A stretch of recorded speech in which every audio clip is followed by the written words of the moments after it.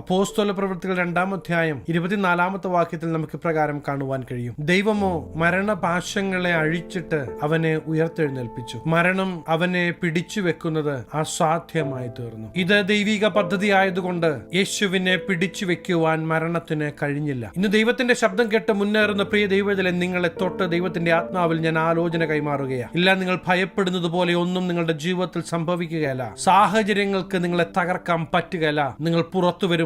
ദൈവിക പദ്ധതി നിങ്ങളിലൂടെ ദേശം കാണുക തന്നെ ചെയ്യും. റോമൻ സാമ്രാജ്യം തങ്ങളുടെ സകല ശക്തിയും എടുത്ത് യേശുക്രിസ്തുവിന്റെ ഉയർപ്പ് തടയുവാൻ ശ്രമിച്ചുവെങ്കിലും ദൈവിക വാഗ്ദത്തങ്ങളുടെ നിവൃത്തീകരണമായി യേശുക്രിസ്തു ഉയർത്തെഴുന്നേറ്റത് നമുക്ക് കാണുവാൻ കഴിയും. യേശുവിന്റെ കല്ലറ ഇന്നും തുറന്നു കിടക്കുവാനുള്ള കാരണം സകല ജനവും അവിടെ ചെന്ന് ഇവിടെ യേശു ഇല്ല എന്ന് തിരിച്ചറിയേണ്ടതിനാണ്. പ്രിയദൈവത്തിലെ ദൈവിക പദ്ധതി എന്നത് നിങ്ങളെ എവിടെ തകർക്കുവാൻ ശത്രു ശ്രമിച്ചുവോ അവിടെ തന്നെ ദൈവിക മാന്യത നിങ്ങൾ അനുഭവിക്കണമെന്നതാണ്.